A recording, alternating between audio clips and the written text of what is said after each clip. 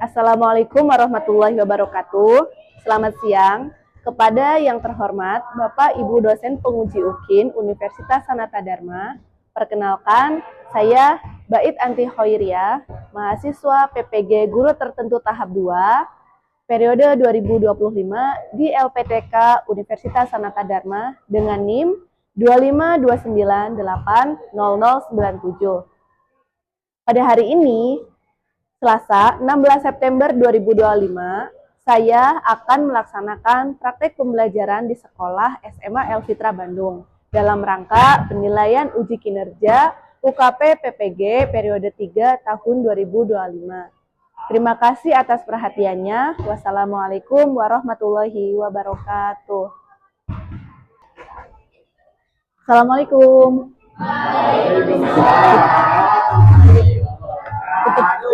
Tutup aja ya pintunya.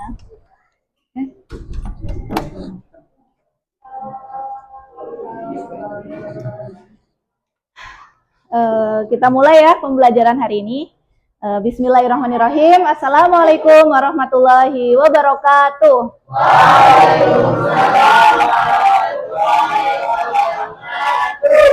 Selamat siang semuanya. Bagaimana kabarnya hari ini?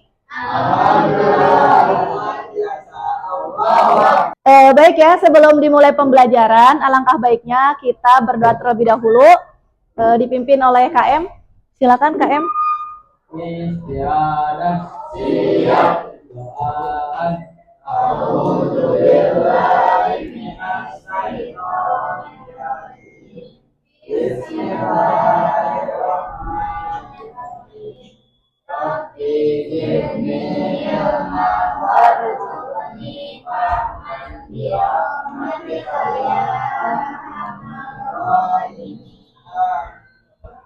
Baik ya, Ibu ingin absen dulu hari ini.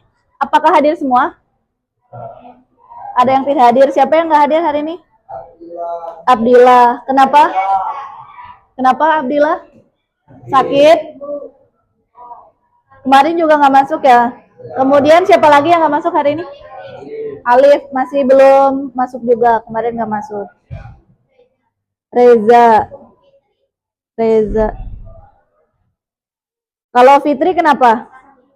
Sakit. Ada lagi yang nggak hadir? Nggak ada ya? Kita doakan teman-teman kita yang hari ini sedang sakit, semoga Allah Subhanahu wa Ta'ala menyembuhkan mereka dan mereka bisa kembali lagi ke sekolah belajar bersama kalian. Sebelum dimulai pembelajaran, supaya kita lebih semangat dan mengingat negara Indonesia dan selalu mencintai negara kita nyanyi lagu nasional dulu ya. Silakan semuanya berdiri dulu.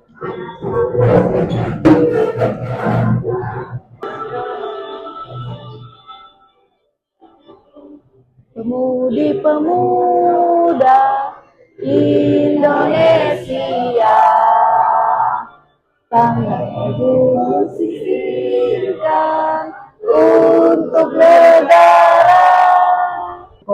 Silakan duduk kembali. Baik ya, pelajar hebat. Hari ini kita akan mempelajari materi terkait dengan ketenaga kerjaan. Ya. Nah, adapun tujuan pembelajarannya, silakan disimak ya. Tujuan pembelajaran pada hari ini adalah kalian bisa memahami konsep dasar dari ketenaga kerjaan, termasuk dari definisi, jenis ketenaga kerjaan, kemudian faktor-faktor yang mempengaruhi ketenaga kerjaan. Selanjutnya, kalian bisa menganalisis masalah yang nyata mengenai masalah ketenaga kerjaan yang ada di Indonesia. Kemudian yang terakhir, kalian bisa membuat solusi atau mengusulkan solusi yang kreatif supaya bisa mengatasi masalah ketenaga kerjaan yang ada di Indonesia. Nah, adapun ini tujuan lain dari pembelajaran ini adalah yang pertama, kalian bisa untuk bernalar kritis. Ya, jadi mampu mengidentifikasi, menganalisis dan mengevaluasi masalah tentang ketenaga kerjaan. Yang kedua ada kolaboratif, yaitu bekerja sama dalam kelompok. Jadi nanti kalian akan bekerja kelompok ya dan presentasi kelompok. Dan selanjutnya yang ketiga adalah komunikatif, yaitu kalian bisa menyampaikan gagasan dan juga argumen maupun temuan-temuan yang yang ada di studi kasus tersebut dan bisa menjelaskan kepada orang lain, ya, kepada teman-teman di kelas ini. Nah, ini ya sebelum dimulai materinya, Ibu akan sedikit ice breaking dulu ya supaya kalian gak ngantuk. Kan kalian tadi habis makan siang ya, kayaknya gak ngantuk dikit ya. Jadi kita ice breaking dulu nih. Ikutin gerakan yang ada di video ya. Kakinya juga gerak kakinya.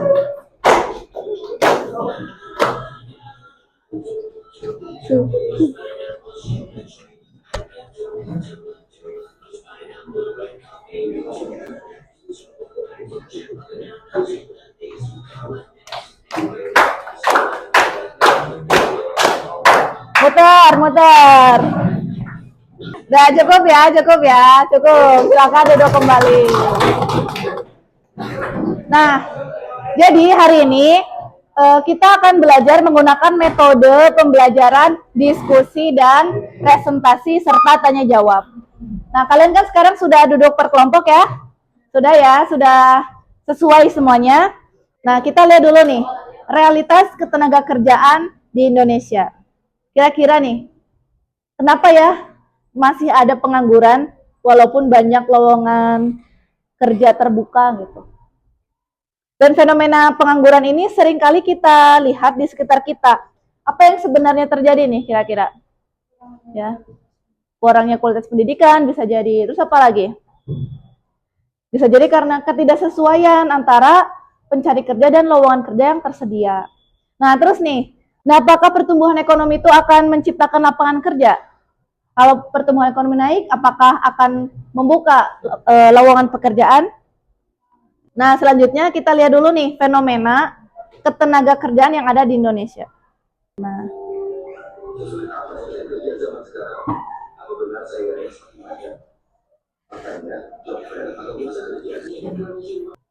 coba kan kalian tadi udah sedikit melihat video tadi ya. Nah, kira-kira apa sih hubungan antara pertumbuhan ekonomi dengan kesempatan kerja yang tersedia?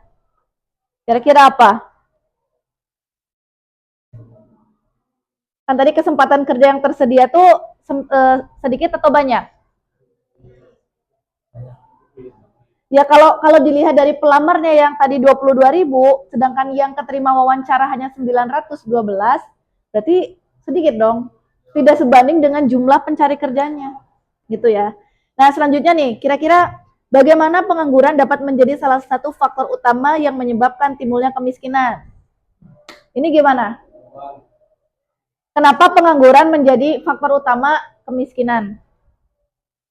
Ade, coba Ade.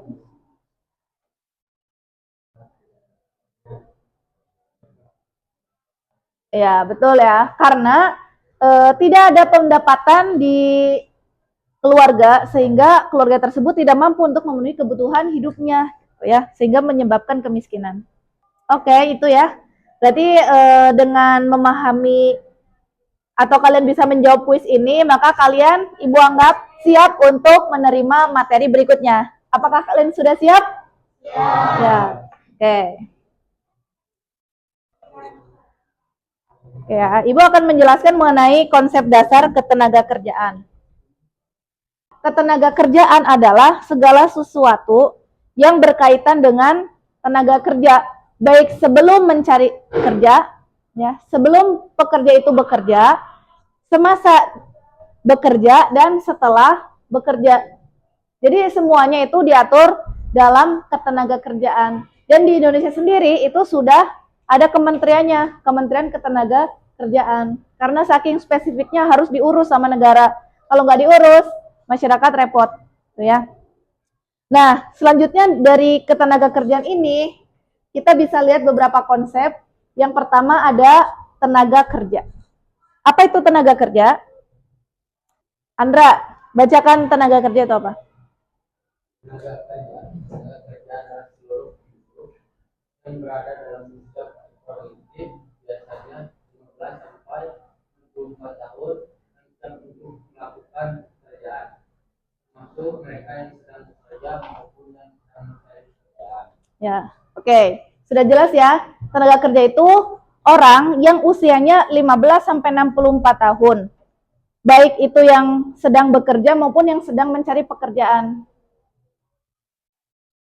Ya, kemudian nih, angkatan kerja.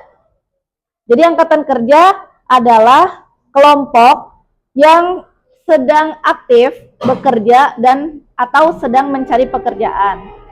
Jadi kalau di sini ada keterangan pelajar, ibu rumah tangga, dan juga pensiunan, ini tidak termasuk ke dalam angkatan kerja. Jadi angkatan kerja itu orang yang akan bekerja atau yang sedang bekerja, itu angkatan kerja. Gitu ya. Nah kalau pelajar kalian nih, usianya kan udah produktif, udah usia 15 tahun ke atas kan, tapi kalian tidak bekerja, apakah kalian termasuk angkatan kerja? Ya, bukan. Kalian hanya masuk ke dalam usia produktif, tapi kalian bukan angkatan kerja, dan kalian juga bukan tenaga kerja. Gitu. Nah, selanjutnya nih ada kesempatan kerja. Perhatikan ya semuanya. Kesempatan kerja adalah kondisi yang menggambarkan ketersediaan lapangan kerja atau posisi pekerjaan bagi penduduk usia produktif yang memiliki kemampuan dan kemauan untuk bekerja. Jadi kesempatan kerja itu adalah ketersediaan lapangan kerjanya. Nah, biasanya tuh kalau permasalahan di Indonesia, lapangan kerjanya itu sedikit, angkatan kerjanya banyak. Jadi tidak cukup untuk ditampung di lapangan pekerjaan itu, sehingga muncullah pengangguran. Nah, apa itu pengangguran? Pengangguran adalah keadaan di mana seseorang yang termasuk dalam angkatan kerja dan sedang aktif mencari pekerjaan, namun dia tidak dapat menemukan pekerjaan. Gitu. Nah, jenis-jenis pengangguran ada banyak ya. Kita bahas dari mulai pengangguran friksional. Pengangguran friksional adalah pengangguran sementara, yang mana terjadi ketika seseorang sedang dalam proses mencari pekerjaan atau beralih antar pekerjaan. Gitu. Jadi misalnya ada siswa yang baru lulus SMK nih, dia nganggur karena dia belum menemukan pekerjaan yang cocok untuk dia. Misalnya dia jurusannya tata boga, tapi pekerjaan yang tersedia harus dari jurusan accounting, ya akuntansi ya, nggak akan bisa masuk ke dalam pekerjaan itu, sehingga dia menganggur sementara, gitu ya. Jadi friksional itu adalah sementara saja, yang disebabkan karena beralih pekerjaan atau sedang mencari pekerjaan baru. Nah, selanjutnya ada pengangguran struktural. Kalau pengangguran struktural ini pengangguran yang timbul karena adanya ketidakcocokan antara keterampilan yang dimiliki pekerja dengan kebutuhan pasar kerja. Ya. Kemudian pengangguran musiman terjadi karena fluktuasi permintaan tenaga kerja pada sektor tertentu yang bersifat musiman seperti pertanian dan pariwisata. Jadi misalnya ketika petani sedang panen, ya, itu dia banyak pekerjaan. Tapi kalau sudah tidak musim panen, maka petani akan banyak menganggur gitu. Itu pengangguran musiman. Atau ini pariwisata, kalau lagi musim liburan, wisata tuh rame banget gitu ya. Di pekerjaannya banyak pekerjaan, tapi kalau lagi nggak musim wisata, ya sepi gitu, banyak juga pengangguran.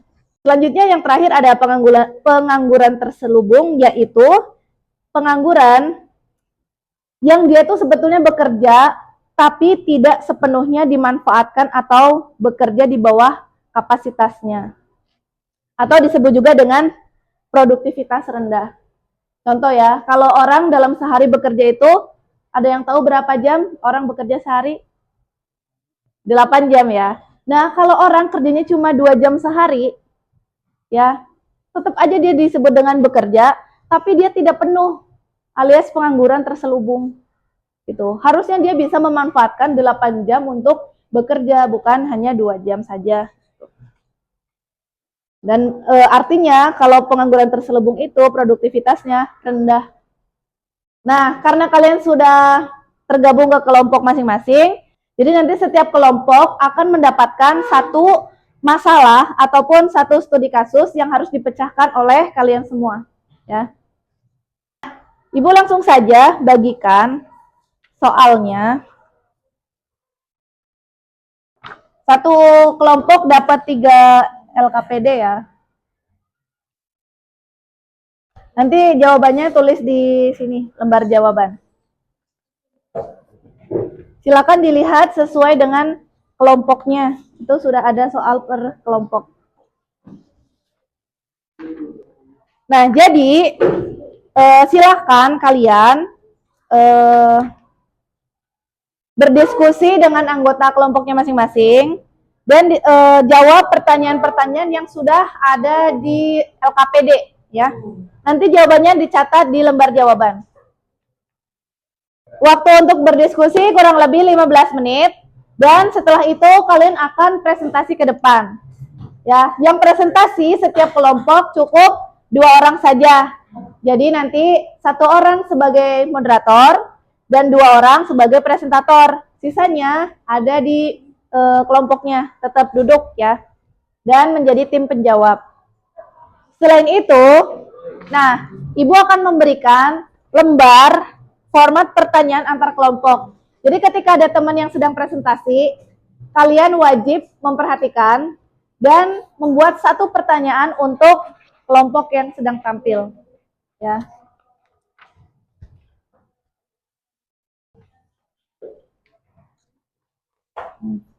Oke ya, waktu berdiskusi 15 menit. Ya, bisa dipahami kan instruksinya? Bisa? Bisa. Oke, silakan waktunya 15 menit dimulai dari sekarang.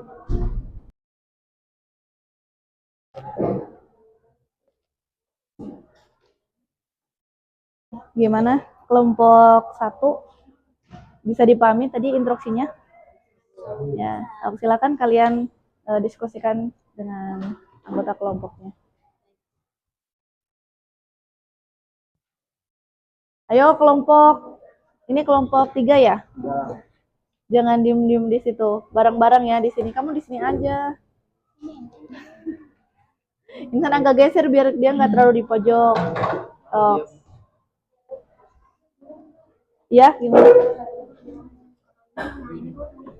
Nah, ini nama kelompok kalian. Kalian kelompok berapa? Anggotanya siapa aja?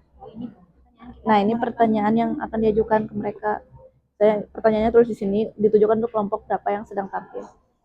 Udah dimulai belum ini? Kalian kelompok 3 tentang produktivitas ya?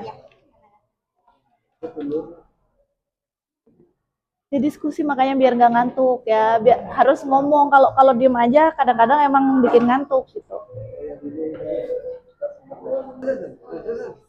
Gimana Dava? Udah bisa? Siapa ketuanya? Andra kan? Kalian tentang apa tadi kasusnya? Kita tentang ketenaga kerjaan dan teknologi ya. Kalau menurut kalian gimana tadi pengaruh teknologi terhadap kesempatan kerja? Sangat berpengaruh. Sangat berpengaruh. Besar nggak? Sangat besar ya. Besar. Ya, yang mana sekarang itu udah zamannya teknologi, semuanya serba digitalisasi ya. Dari mulai pembayaran, dari produksi, sudah serba digital semua. Jadi nanti kalian jelaskan kelebihan sama kelemahannya dalam sistem ketenaga kerjaan.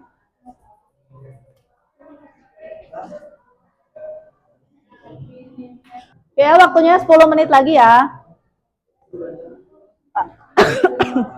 Kalau misalnya udah selesai diskusi, nanti tentukan siapa yang akan presentasi dan jadi MC, moderatornya siapa. Sama boleh nyicil bikin pertanyaan juga nggak apa-apa. Kan di situ ada ya kasusnya orang lain, kelompok lain gitu. Oh iya, kalian kalau bawa HP boleh cari sumber referensi di HP ya. Satu kelompok cukup 2 HP aja lah cukup. Ya.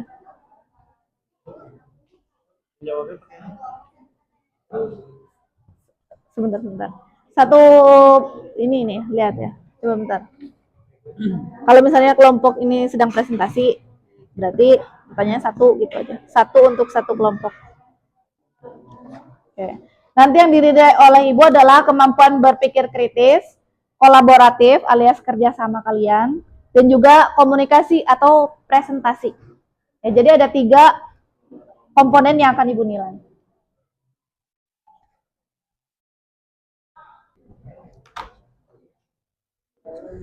Oke ya, silakan perwakilan kelompok mengambil nomor undiannya untuk tampil presentasi. Nah, ayo, perwakilan kelompok.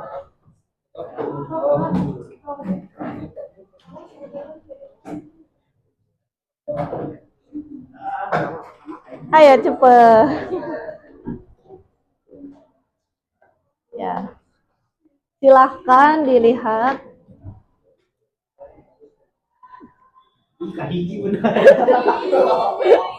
Kelompok 1 tampil pertama, oke.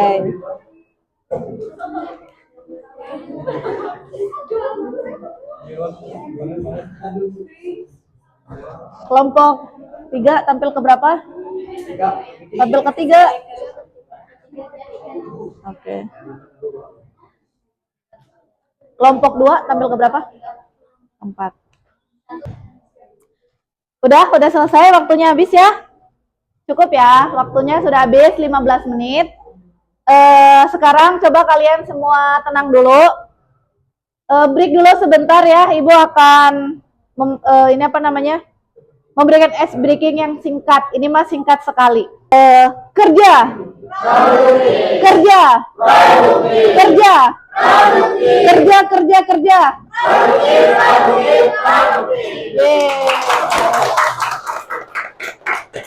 Oke, karena kalian sudah mendapatkan urutan tampil, jadi langsung saja ya kita mulai dari kelompok 1 terlebih dahulu. Silakan kepada tim presentator dari kelompok 1 untuk maju ke depan. Waktu presentasi 5 menit. Ya.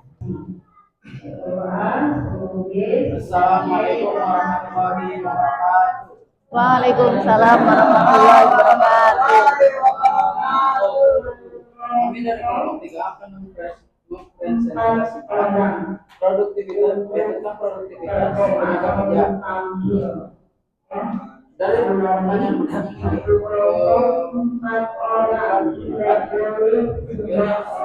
dari soal nomor 1, faktor apa saja yang mengaruhi produktivitas bisa dijawab oleh Bima. Faktor yang mempengaruhi produktivitas tenaga kerja Dalam etika bekerja. Dari kami apakah ada pertanyaan?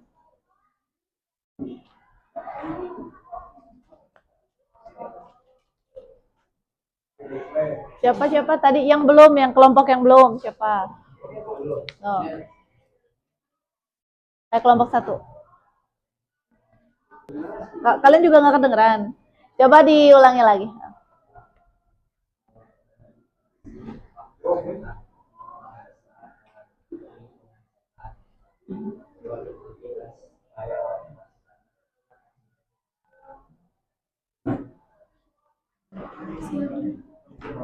Silakan. Boleh silakan.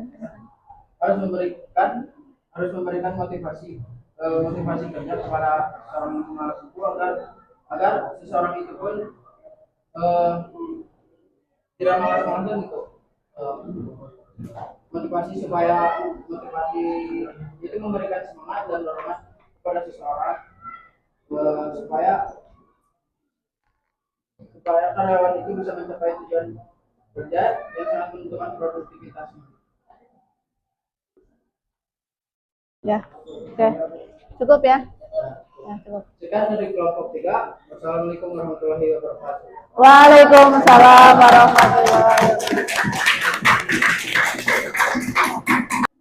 Nah, jadi sekarang kita evaluasi dulu ya. Tadi alhamdulillah kalian semua sudah tampil dengan semampu kalian. Ada yang suaranya sudah lantang, ada yang masih belum percaya diri. Tapi itu Ibu hargai dan apresiasi kalian sudah berani tampil ke depan. Nah, coba ya, ini jawab lisan aja. Tadi kan udah dijelaskan konsepnya ya. Coba masih ingat nggak 2 jenis pengangguran? Apa saja? 2 jenis pengangguran. Ada pengangguran musiman, ada pengangguran terselubung ya. Ada struktural, friksional, terselubung, musiman, dan siklikal. Nah, selanjutnya nih, apa sih kelebihan dan kelemahan sektor informal tadi yang dijelaskan oleh kelompok 2? Coba, kelebihannya apa? Peluang pendapatan bisa jauh lebih besar daripada sektor formal ya. Terus apalagi kalau kelemahannya apa kira-kira? Kelemahannya? Pendapatan bisa tinggi, bisa juga rendah. Tapi selain itu kelemahannya apa? Minimnya perlindungan terhadap tenaga kerja ya, karena kan itu sektor informal. Nah, selanjutnya nih, apa pengaruh rendahnya produktivitas terhadap perekonomian? Tadi terkait dengan kelompok 3. Kalau produktivitasnya rendah, kira-kira perekonominya gimana? Rendah. Ya tidak akan terjadi kenaikan. Kalau produksinya gagal, berarti ekonomi gagal. Kalau produksinya naik, ekonomi pun akan naik gitu. Selanjutnya nih, apa dampak positif TKI bagi Indonesia? Kalau ada orang Indonesia kerja di luar negeri, dampak positifnya apa ke negara? Peningkatan devisa negara ya. Sehingga pendapatan nasional pun akan meningkat. Betul. Oke. Kita masuk ke tahap refleksi ya. Coba satu orang deh, kalian ceritakan apa yang baru saja kalian pelajari hari ini, singkat saja. Siapa yang berani? Siapa? Ya, silakan sih Pak. Boleh berdiri biar kelihatan ke kamera. Berdiri. Banyak ya teman-teman dari yang bisa belajar dalam kembali pada kerjasama yang baik, dalam kerjasama dan saling bertukar pikiran dengan sama lain. Oke, terima kasih. Tepuk tangan untuk Siva. Oke ya, satu lagi nih pertanyaan nih, yang keempat nih. Apa yang bisa kita lakukan sebagai pelajar untuk bisa meningkatkan kualitas tenaga kerja di masa depan? Salah satu caranya adalah dengan apa? Belajar. Bukan hanya belajar coding, tapi kalian sungguh-sungguh belajar di sekolah.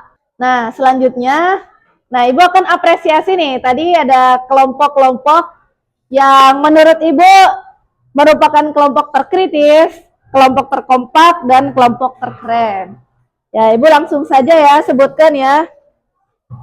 Kira-kira siapa nih kelompok terkritis?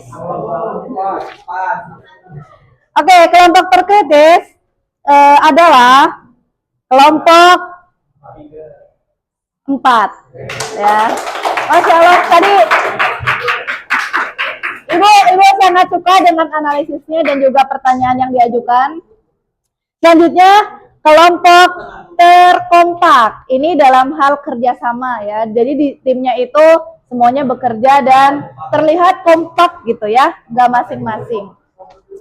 Nah, yang terkompak adalah selamat kepada kelompok 1.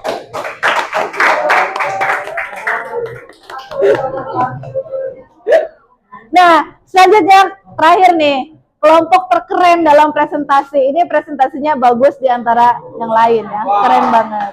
Kira-kira siapa? Ya, kelompok 3.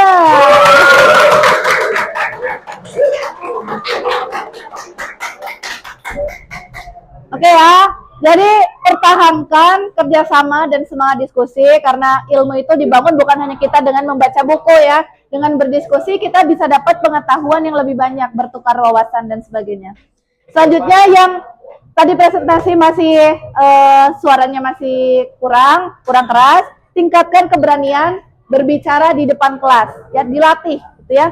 Dan yang terakhir, jangan takut salah, karena setiap jawaban adalah proses dari belajar. Ya. Untuk tindak lanjutnya ya di rumah, silakan kalian pelajari dan buat artikel, tulisan singkat aja terkait dengan solusi untuk mengatasi pengangguran di daerah saya. Ya. Untuk informasi pertemuan berikutnya, kita masih membahas mengenai ketenagakerjaan dengan topik sistem upah. Ya, jadi kalau kalian ingin belajar dulu, baca-baca di rumah, boleh baca-baca tentang sistem upah. Ya, itu saja untuk pembelajaran hari ini. Alhamdulillah kita sudah sampai di penghujung pembelajaran. Ya, sebelum ditutup pembelajaran hari ini, Ibu akan memberikan sebuah hadiah sedikit ya, bahwa hasil pekerjaan dari keringat kita, ya, itu Allah sangat cinta dan sangat bangga terhadap seorang muslim yang bekerja keras untuk menafkahi keluarganya. Gitu. Jadi lelahnya orang yang bekerja itu balasannya bukan hanya uang rupiah, tapi juga pahala yang besar dan bernilai di sisi Allah Subhanahu wa taala. Ya, Masya Allah ya. Baik ya, alhamdulillah pembelajaran sudah berakhir. Apakah ada yang ingin bertanya sebelum ditutup? Sudah cukup ya? Oke, untuk menutup pembelajaran pada sore hari ini, mari kita tutup dengan hamdalah bersama.